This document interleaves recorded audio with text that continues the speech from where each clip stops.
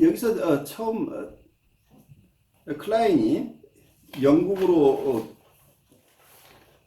가서 활동하기 이전 1926년에 존스의 초청을 받고 영국으로 가서 오랫동안 영국에 살게 되죠. 그래서 어쩌면 클라인이 런던에 정착한 것이 그동안에 런던 학파와 비엔나 학파 간에 학풍의 차이가 있었는데, 어쩌면 클라인의 입장은 런던 학파의 학풍과 굉장히 조화롭게 함께 발전할 수 있는 그런 입장이었어요. 그래서 클라인이 1920년대에 여러 가지 활동을 하는 중에 1924년에 베를린에 있던 앨릭스 스트레이치가 영국 학회에다가 클라인이 저술한 어린이 분석 연구에 대한 보고서를 영국 학회에 보내니까 영국 학회 쪽에서는 1925년에 클라인에게 어린이 분석에 대한 강연을 해달라는 초청을 해서 6차례 영국 정신분석 학회를 위해서 강연을 하게 시작했어요. 그리고 거기에 어네스트 존스가 여기 어쩌면 아마 자기 자녀의 분석을 의뢰했던 것으로 내 기억이 돼요. 어네스트 존스가 자기 자녀를 돌봐 달라는 초청과 함께 영국에 와서 활동할 수 있도록 영국으로 오도록 초청을 했어요. 그래서 이분이 영국에 정착하게 된 게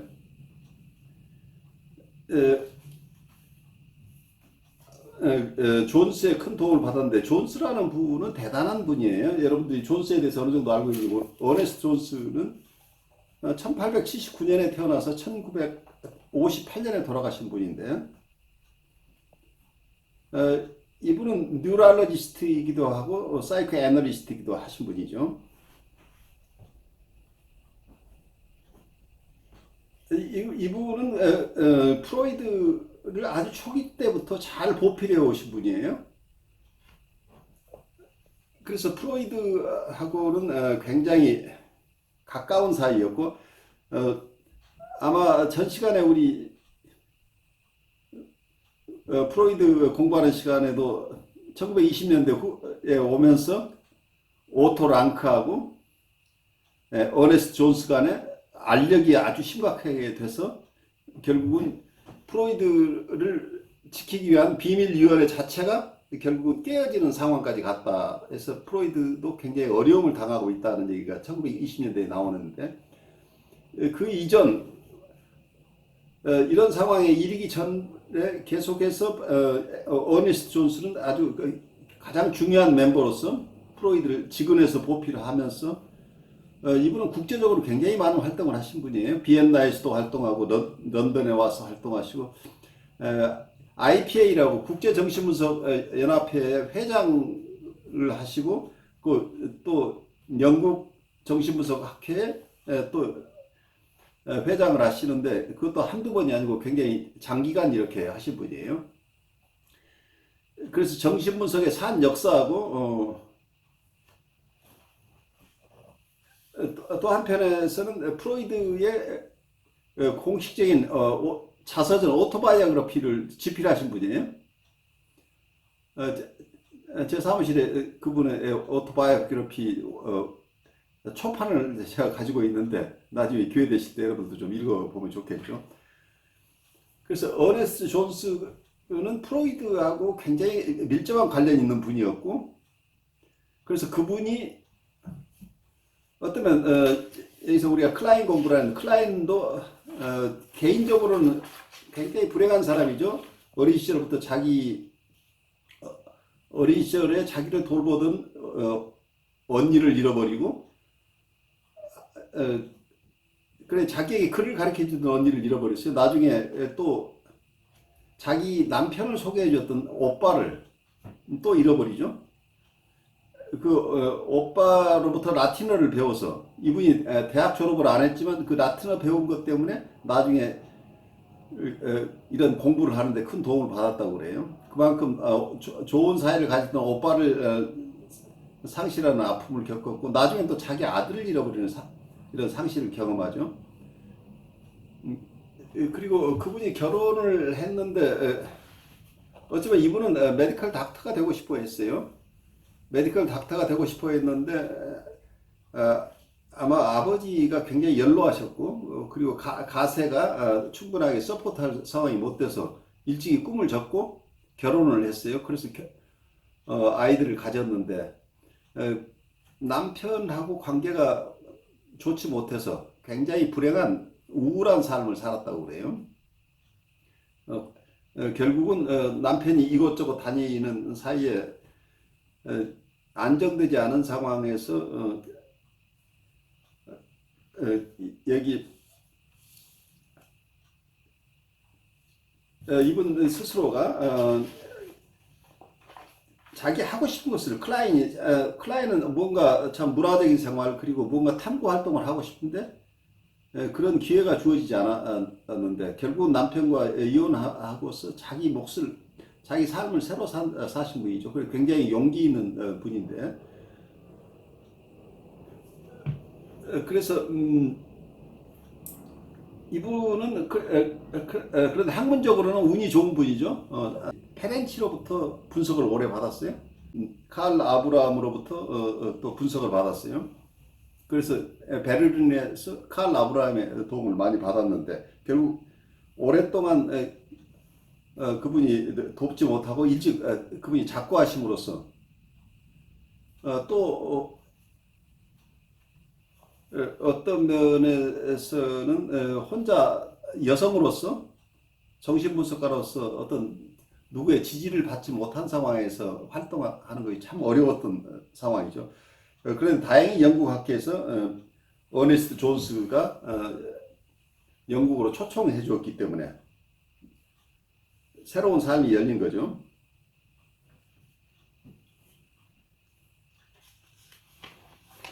그래서 학문적으로는 이 사람이 럭키하다고 하는 게 칼 아브라함이라는 분도 굉장히 쟁쟁한 분이셨고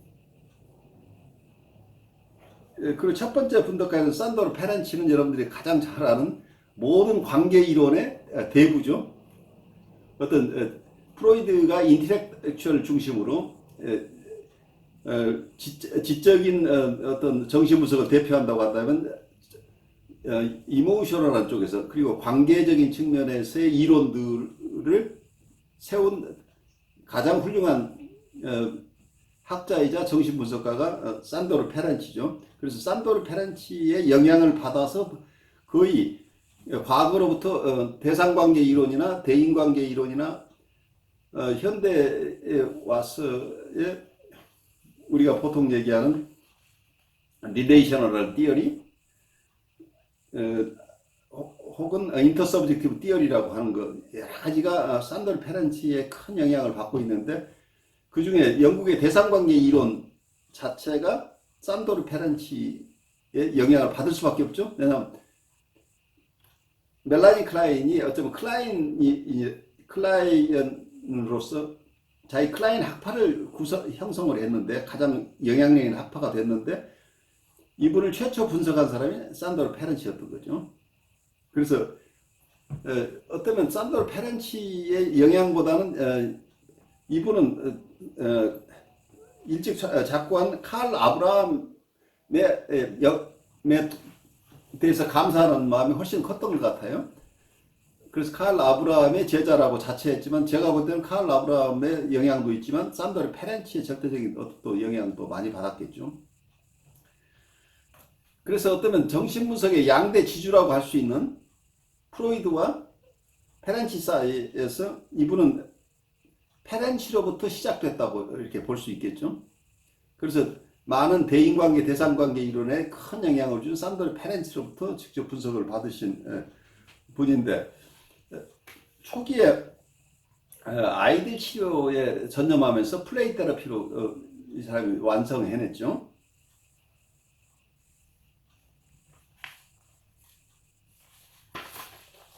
근데 여기서 존스하고 왜 이렇게 가까워졌을까 하는 어떤 아까 제가 말씀드린 영국에서는 어린아이 연구에 대한 관심이 클라인이 이주하기 이전부터 굉장히 활발했었다는 얘기예요. 어린아이 치료에 대한 아까 얘기하신 거 보면 니나 시얼이라는 분이 어린이 연구를 시작했고 실비아 페인이라는 분도 어린이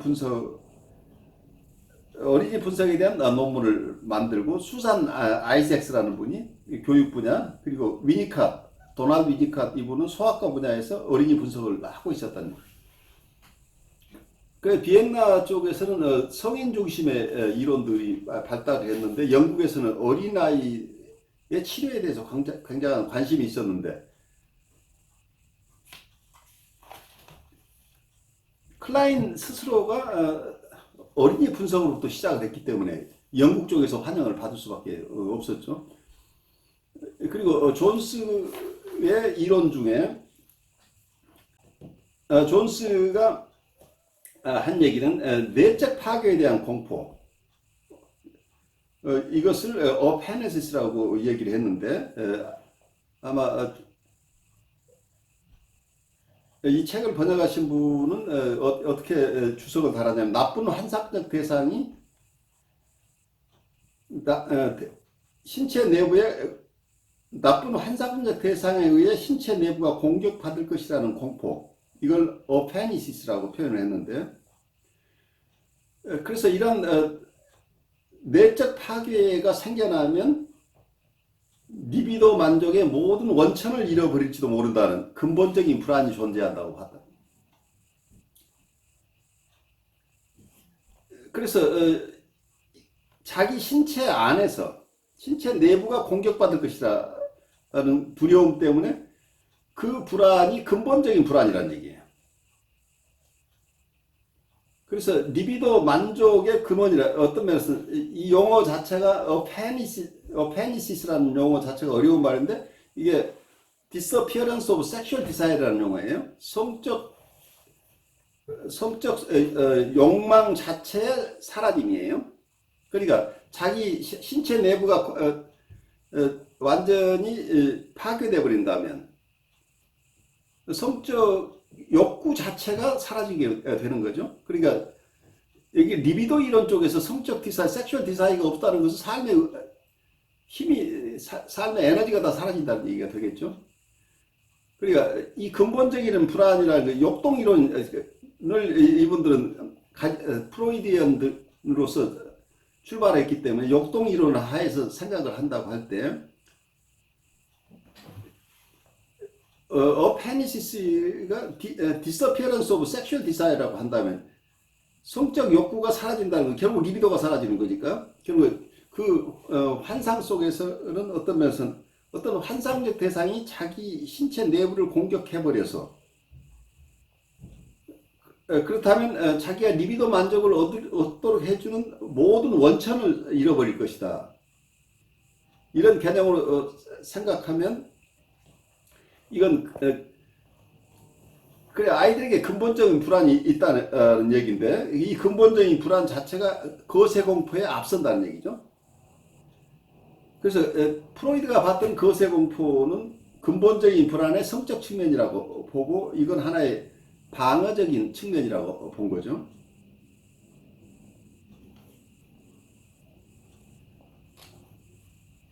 이게 존스가 아마 처음에 가지고 있던 이런 개념인데 1935년에 존스가 비엔나에서 출간한 논문 제목이 Early Female Sexuality, 어린 여자의 성에 관한 논문인데 이 논문에서 아까 얘기한 어페너시스 개념을 잘 더 정교하게 설명을 하고 있어요.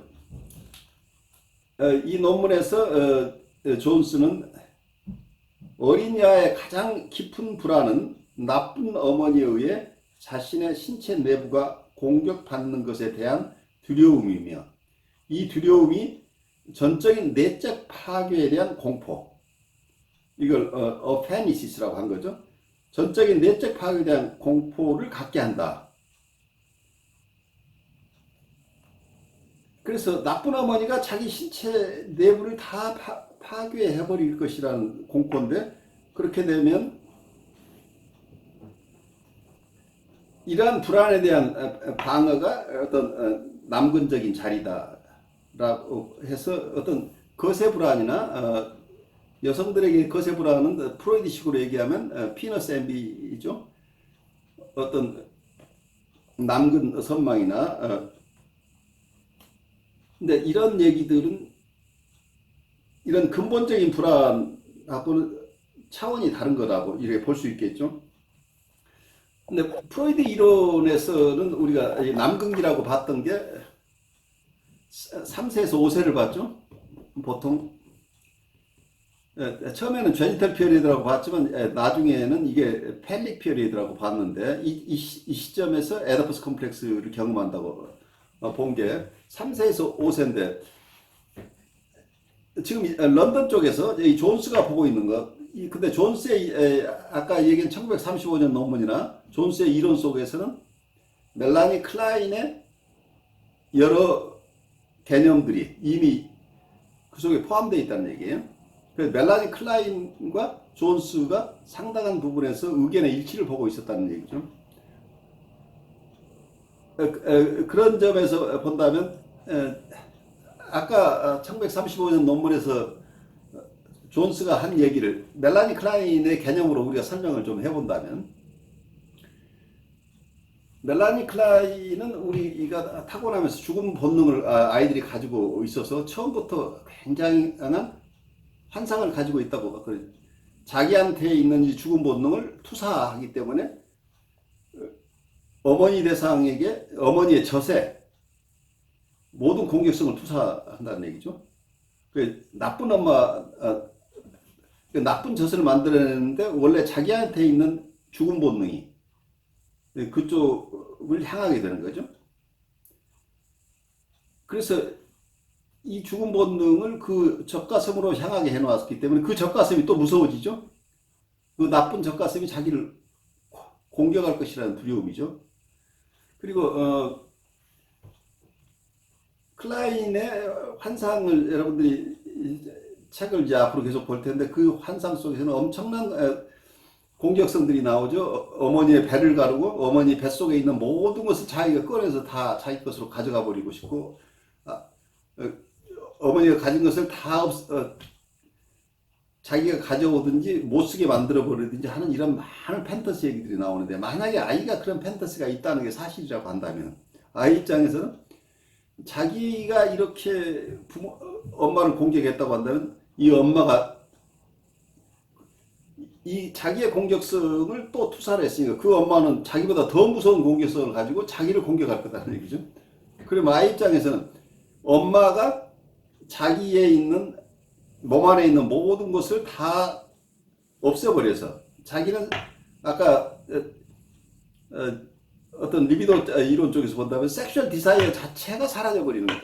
그래야 섹슈얼 디사이어 자체가 없어진다는 것은 어떤 리비도 자체가 사라지고 어떤 면에서는 삶의 본능이 사라진다고 얘기를 할 수 있겠죠.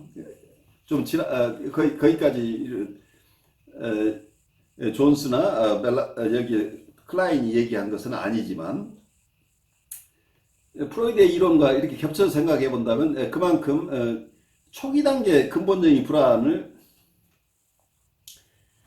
아주 근본적인 불안을 또 우리가 다른 쪽에서 대인관계 쪽에서 근본적인 불안을 얘기를 하죠. 근데 여기에서 근본적인 불안하고 서로 내용은 달라요. 여기서 클라인이나 이 존스가 클라인의 개념을 가져다가 쓰면서 근본적인 불안이라는 개념으로 설명하고 있는 것을 잘 보시면 페너시스라고 하는 것은 결국은 자기가 가지고 있는 것을 몽땅 공격당해서 다 빼앗겨버리고 아무것도 없는 상태. 그래서 섹슈얼 디사이어 자체가 사라진 것이라는 이 근본적인 큰 공포죠. 그래서 이 두려움이라고 하는 게 어, 이 두려움을 느끼는 시기는 굉장히 빠른 시기란 얘기예요. 그러니까 아까 프로이드가 얘기했던 어떤 남극이라는 시기는 최소한 3세에서 5세인데 그 이전 어린 아이들이 이미 근본적인 불안을 갖고 있다는 얘기예요. 아주 초기 단계. 거기에서 큰 차이가 나죠. 어느 시점에 환자 상태를 지금 설명하고 있냐. 프로이드는 최소한도 3세에서 5세의 아이를 기본으로 해서 신경증 이론을 지금 만들어냈는데 여기 존스나 클라인이 보고 있는 건 훨씬 이전 단계, 아주 유아 시절의 아이의 환상의 세계부터 시작하라는 거죠. 그렇기 때문에 프로이드 입장에서는 자기가 죽음 본능의 얘기를 했지만 지금 클라인의 얘기는 굉장히 자기가 미처 생각하지 못한 부분들의 얘기죠. 물론 어떤 부분에서는 이런 대상관계 이론의 첫 단추는 그리고 환상에 대한 얘기도 프로이드가 먼저 했어요. 그렇지만 이렇게 광범위하게 이렇게 환상의 개념을 사용하고 그리고 아주 초기 단계에 어떤 공격성, 죽음 본능 이론 이렇게 크게 확대돼서 이론화될 것이라고 프로이드가 상상하지 못한 부분이었겠죠. 그런 점에서 이런 쪽에 아이들의 초기 단계에 포커스를 맞췄던 이 전통이 런던에 지금 있었던 셈이죠. 근데 클라인의 이 이론과 맞아지는 거죠. 그래서 영국 쪽에서 클라인을 이해하는 사람들이 꽤 늘어날 수밖에 없었겠죠.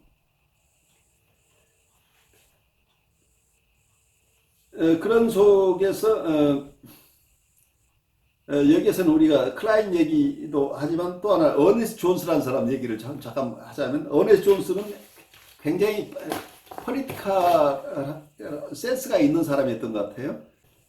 아나 프로이드의 이론과 여기서 클라인의 이론은 우선 아이들을 분석하는 것에서부터 큰 차이를 나타내고 있었던 거죠. 그래서 안나 프로이드는 아이들은 교육 중심으로 아직은 분석의 대상이 되지 않는다고 봤어요. 교육적으로 돌봐야 된다고 봤는데 이 클라인은 아이들은 처음부터 분석적으로 치료할 수 있다고 본 거죠. 그러니까 여기서는 큰 대립이 생겨나죠. 아이를 정신분석을 할 수 있다 없다 하기 때문에 이건 근본적인 차이잖아요. 그래서 여기서는 치열한 논리 다툼이 이제 생기는데 제가 이야기로는 이건 단순하게 아나 프로이드의 아동 치료의 문제가 아니라 아나 프로이드가 대표하고 있는 건 이고 사이칼로지스트예요. 이고 사이칼로지고 이고 사이칼로지스트는 어떤 프로이드의 정통 정신분석을 계승한 거죠. 그럼 왜 이런 분쟁이 생겨나냐면 프로이드의 이론에 의하면 모든 신경증은 유아신경증을 배경으로 에디퍼스 컴플렉스 시기 3세에서 5세 사이 이때 경험에서부터 시작된다. 에디퍼스 컴플렉스 중심으로 모든 걸 신경증 이론을 구성하고 그 이전 단계에 대한 리서치는 없었던 거죠. 그리고 우리가 정신분석의 대상은 뉴라틱 환자만이 대상이 된다고 봤던 거죠. 그래서 분리개별화가 이루어진 이후에 사람만이 정신분석이 가능하다고 봤다는 얘기예요. 그래서 사이카틱한 사람도 정신분석으로 치료가 되지 않고 보더라인도 정신분석으로 치료되지 않고 그리고 어린아이도 마찬가지겠죠. 그래서 정신분석의 대상을 엄밀하게 규정했던 이 전통이 있기 때문에 이건 단순하게 안나 프로이드하고 클라인의 갈등이 아니고 아버지 프로이드의 이론과의 다툼이란 얘기예요. 결국은 여기에 신경증 중심의 이론과 초기 유아 발달 단계에서부터의 어떤 이론으로 가져간 대상관계 이론의 차이죠. 대상관계 이론에서는 벌써 어린 유아 안에 공격성이 있어서 그 속에서 엄청난 판타지가 일어나고, 그리고 이 발달 이론 자체가 나중에 이제 우리가 우울적 자리 얘기를 다음 주에 하게 됐지만, 우울적 자리나 편집 분절적 자리라는 이런 이론으로 가면서 첫 1년, 첫 6개월, 첫 1년 동안에 엄청난 어떤 갈등 구조가 그 속에 있다고 보고, 여기서 슈퍼이고도 아주 이른 시기에 발생하고,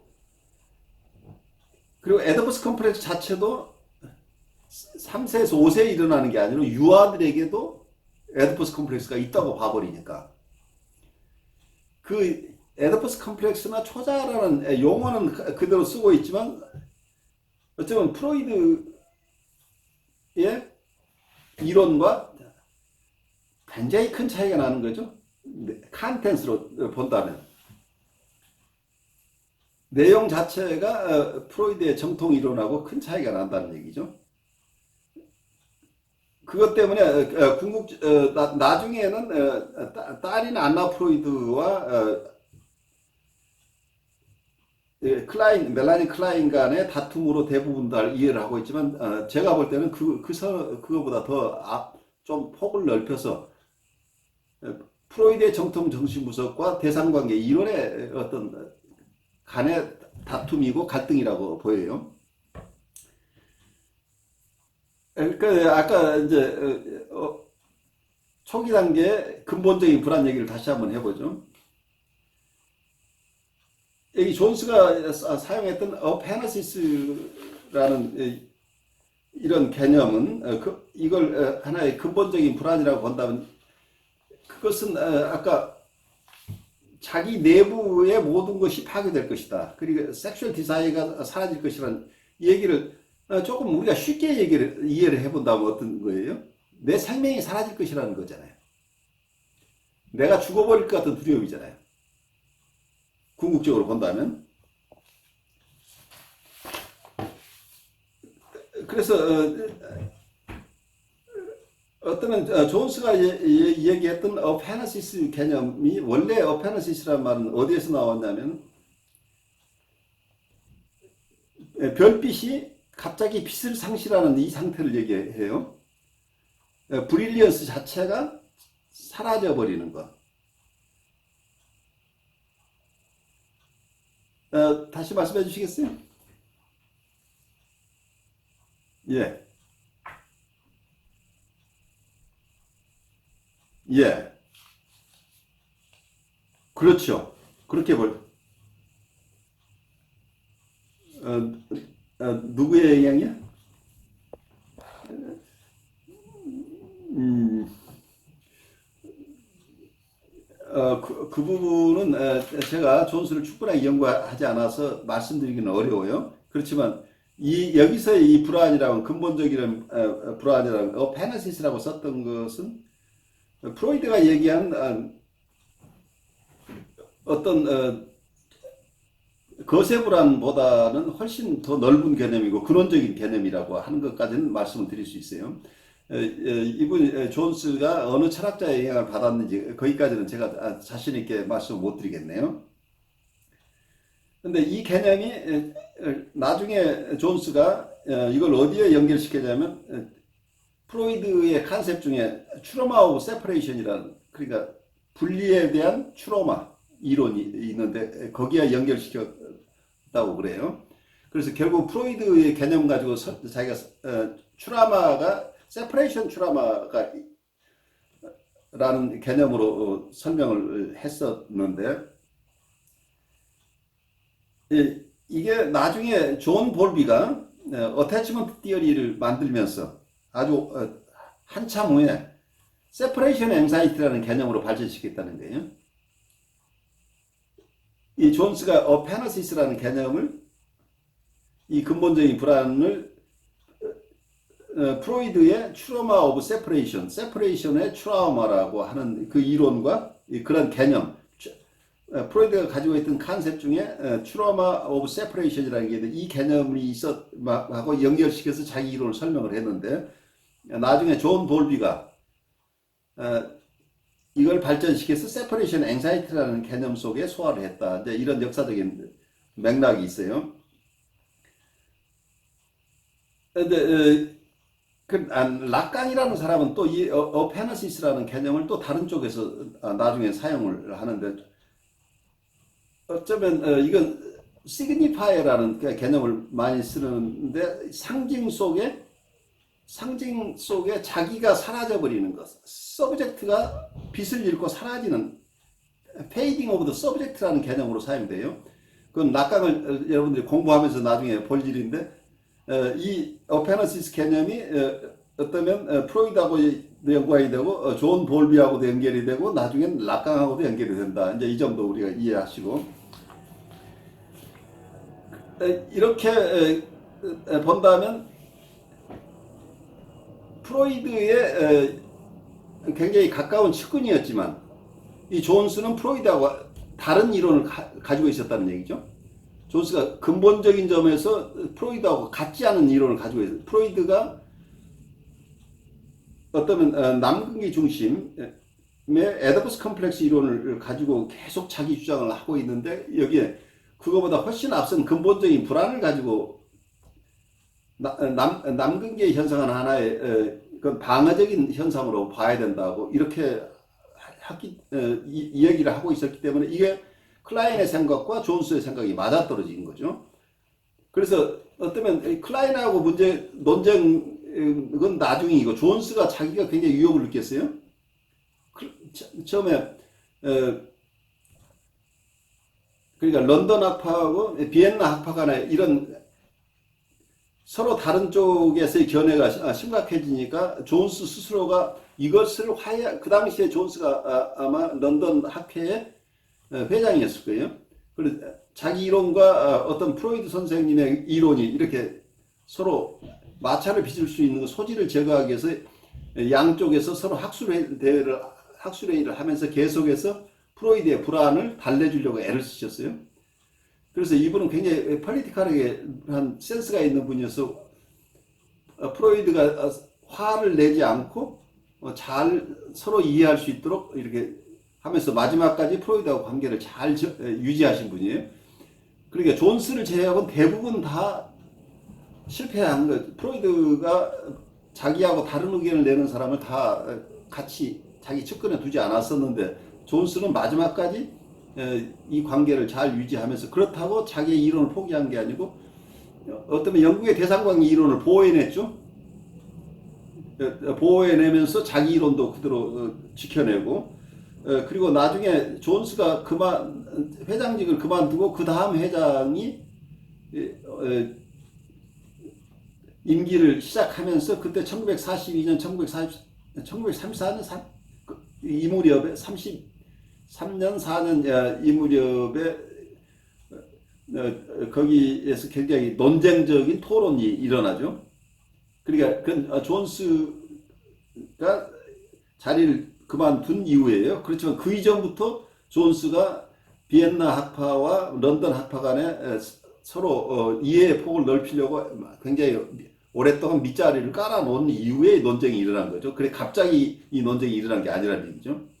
근데 그것이 파괴적으로 가지 않고 학문 발전을 기여하는 쪽으로 갈 수 있었던 것은 그 밑바닥에 어떤 존스가 크게 기여한 게 있지 않겠느냐 하는 생각이 들어요. 그리고 존스 이분이